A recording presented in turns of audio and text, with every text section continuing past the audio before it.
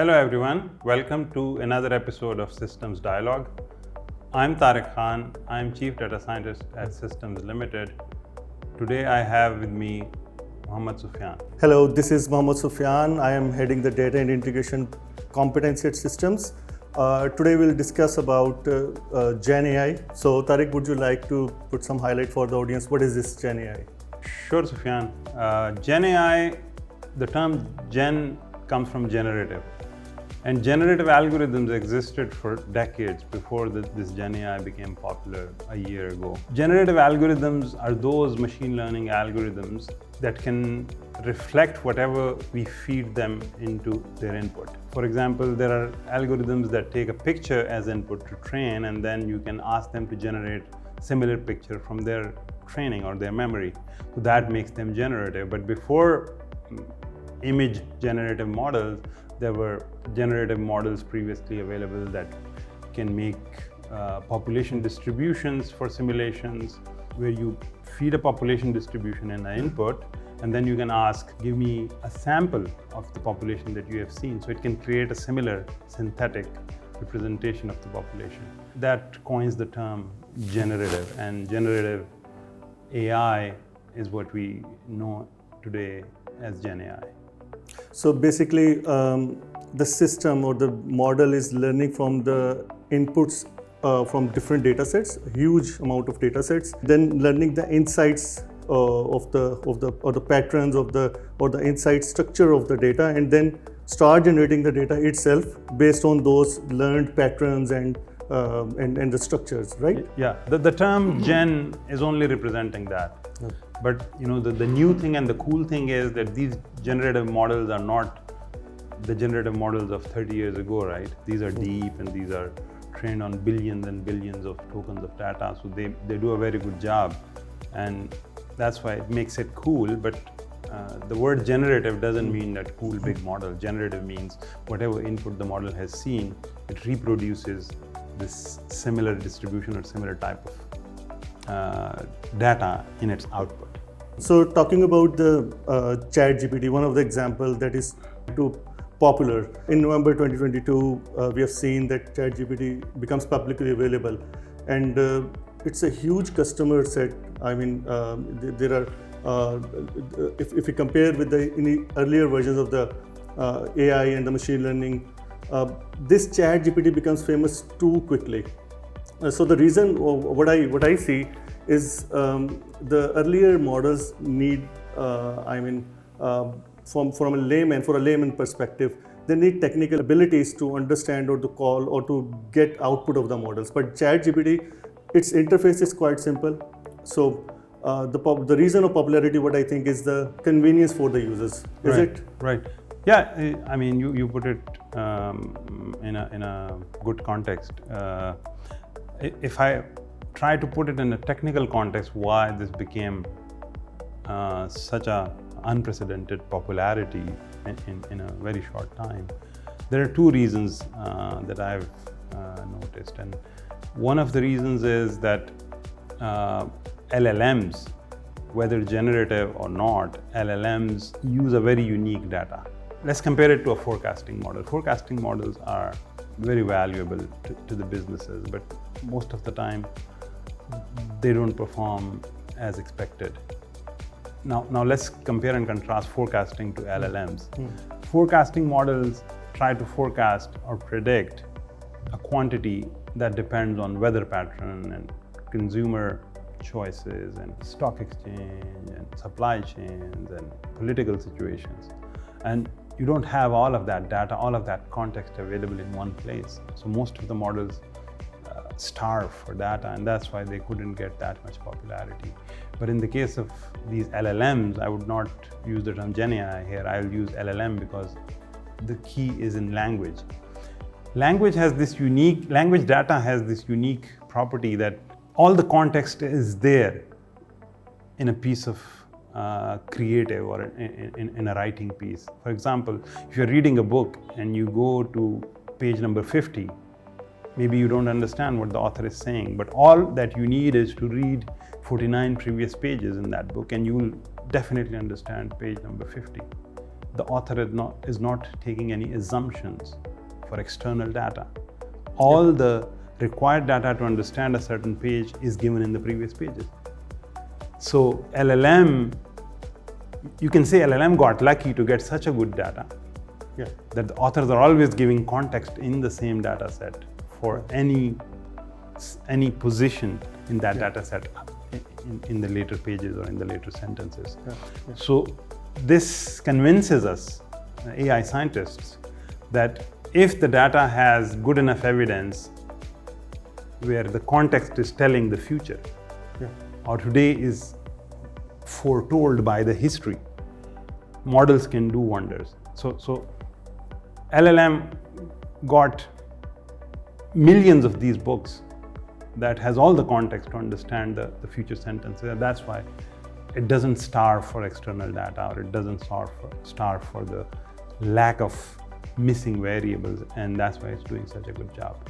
The second point that you were referring to, ChatGPT for the first time, or GPT for the first time, solved the problem of task learning. So now what is task description and task learning? Previous models were trained for one or two tasks, mostly one task. Either a model is going to predict entities, or it's going to predict forecast, it's going to predict a class of a data point. And that is what it is supposed to do. It was a one type of decision maker, not a master of all. The algorithm of ChatGPT is trained in a way that it can take clues from you what type of decision maker you want the model to be, and then it becomes that decision maker and helps you in the decision. You can ask the model, be a lawyer, be a statistician, be a teacher, be even non-animate things. Become a factory sorting machine and tell me which shape is the odd one. Right? So it can become anything, and it doesn't need to be trained for a specific task. That's why you're right that people can chat with it, and that's why they like it, but they also like it because everybody has different needs, and they just tell the need to ChatGPT. In simple words, like human language, they can just ask the prompt, and then they get the information they like to get it from the model. And we can see that it's not just about text. You can generate images, you can generate videos. So it's more, more than just the text. So about videos, it is still going to take some time before we can provide the verbosity that text is providing it today, the detail and the completeness that text is providing it today. In video, you cannot, maybe you cannot provide one lifetime of a person's video to it, let alone the story of so many people in video, right? So in video, scientists are still thinking how to give this model the whole panorama of video knowledge. Text is one method of representing knowledge, video is another. So in order for video to represent the knowledge in such comprehensive fashion, we still have some journey to do. So how do you see these LLM models to solve the industry problems? For example, if I talk about a finance sector, maybe you need complex problems to solve using different models. As you said, like there are models that we use to solve the particular problems, but in general, if we take these LLM models, how do you see to get it applied on the different industry verticals? Right, so LLM is popular because of the ChatGPT and some other breakthroughs, and people are bringing all their expectation and putting it in front of LLM, that LLM is going to solve complex planning problems or optimization problems. And of course,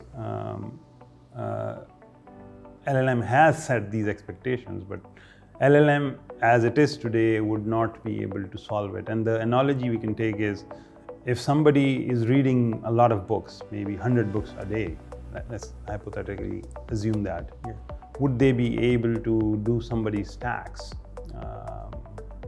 just by reading without practicing? It looks like maybe they would not be able to do that.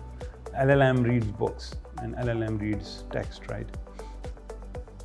But there are models, and it's not like they're not being invented today or last year.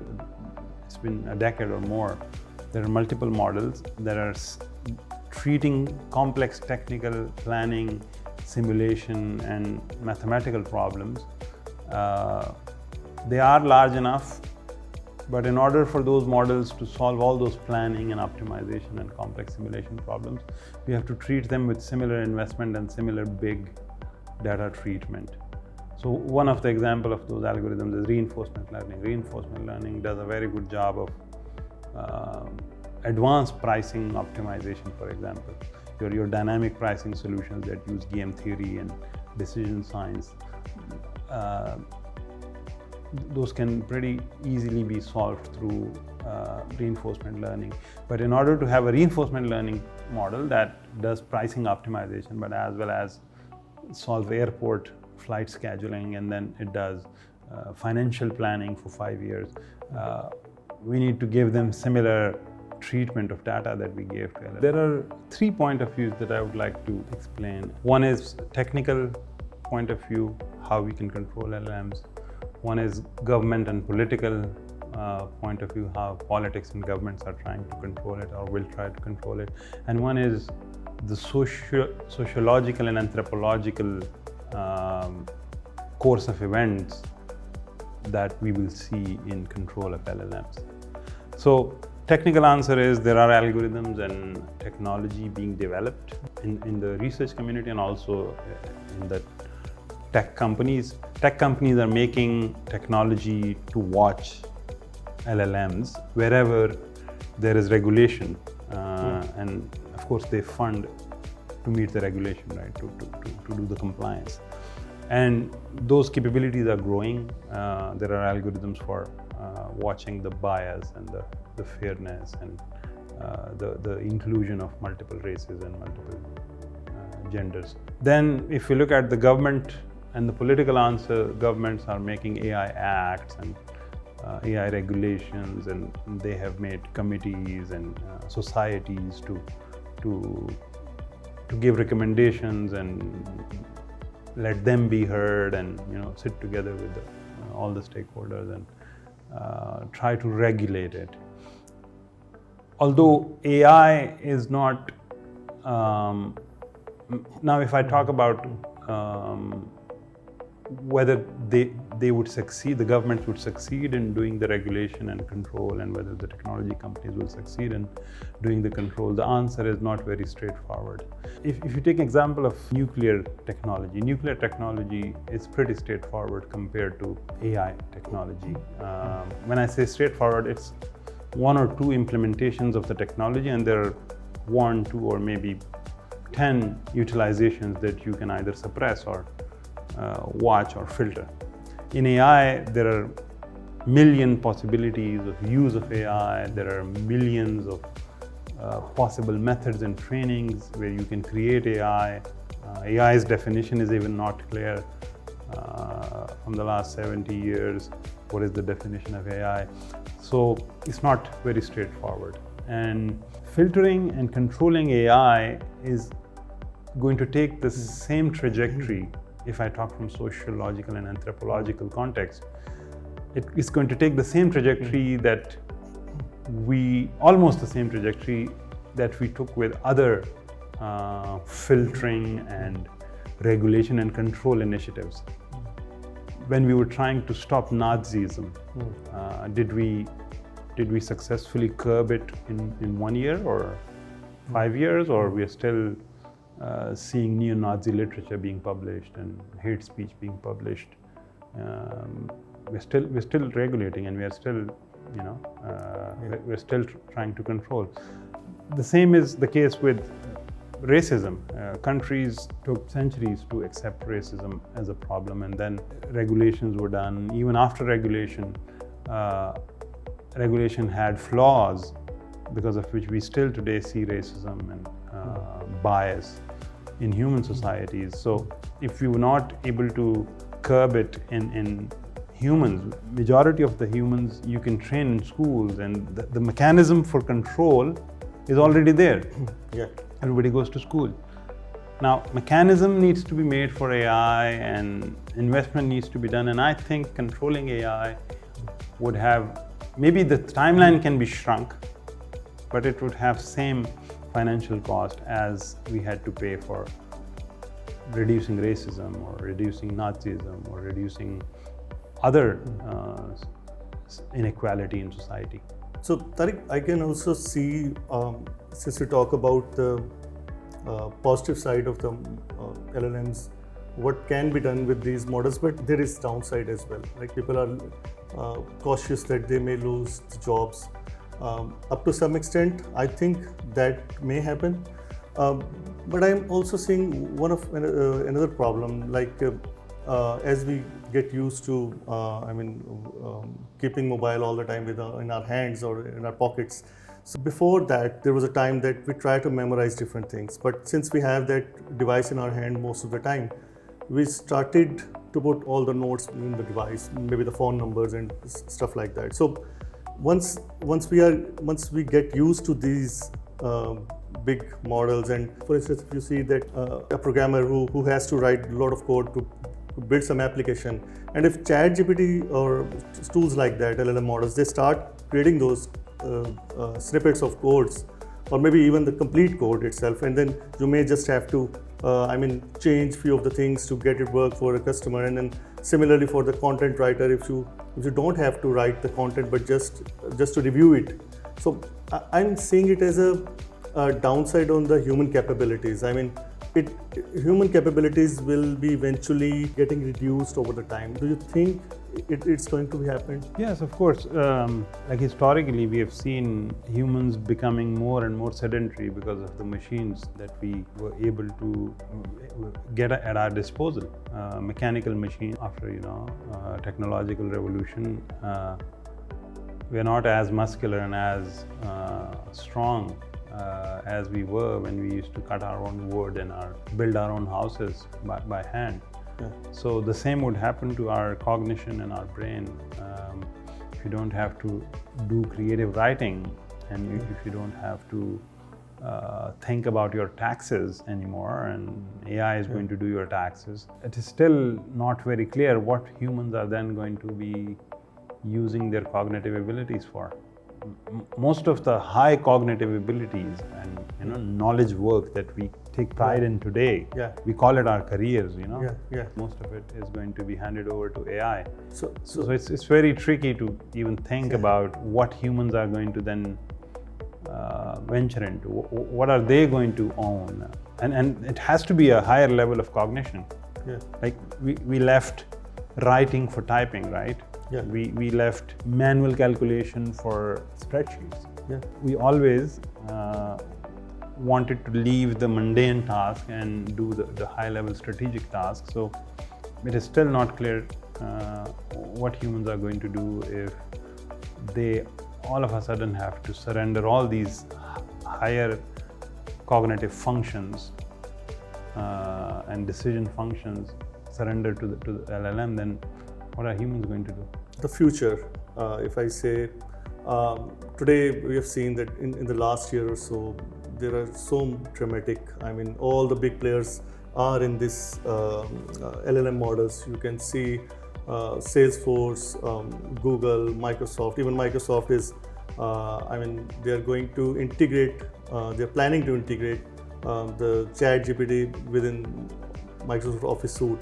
So it seems like, for example, if someone is going to create some document, so maybe just like IntelliSense, we are getting the a sentence or a word, it start creating a document for you. So it will eventually become part of our lives, what I say. But it's just an example, but we can see that if all the big players are jumping into it and trying to get the solutions and intelligent solutions for their products, so eventually it will be happening. So I'm saying, like, in the future, it will be in our lives. Even if we try to deny it today, it will eventually be a part of our life. So are we anywhere to imagine that what's going to happen in next 2, 3, 4 years, because if everyone is trying to find the more intelligent products, then I'm not sure that after 3, 4 years where we'll be.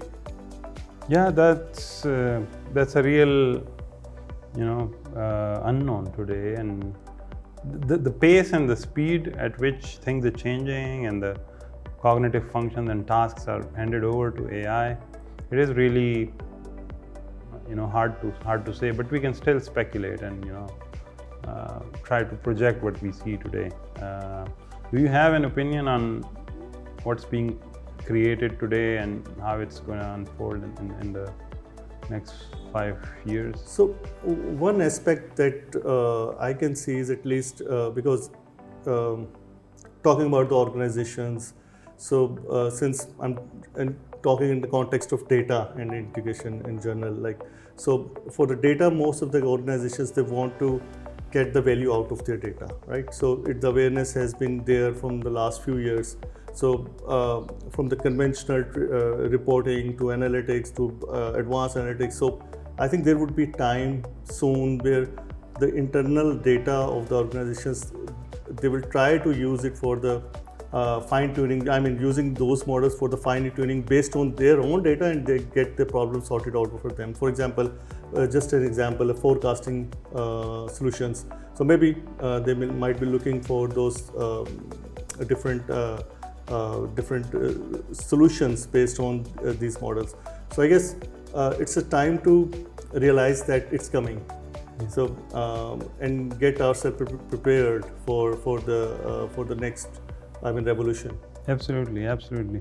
So what I hear from you is that organizations should start considering investments into not only acquiring Gen AI, but also preparing the fabric and the data and the best practices that are needed to do regulated Gen AI that adds value and that adds benefit to the business. So it's time to start now or never. Okay, I think thank you, Tariq, for your that's quite wonderful insights about the Gen AI in general. So this topic is a long topic, and we can talk hours and hours on this topic, but to conclude things for today, Gen AI and large language models and other large models are coming, and more coming into our lives, and it's best to prepare for it, to accept those in our day-to-day life, and to develop synergies. That's what I've learned. So I think we'll conclude this session today, and we'll see you in another episode of Systems Dialogue. See you next time. Till then, goodbye. Thank you for your time watching this video, and thank you, Tariq, for your advices and insights over the topic. Thank you.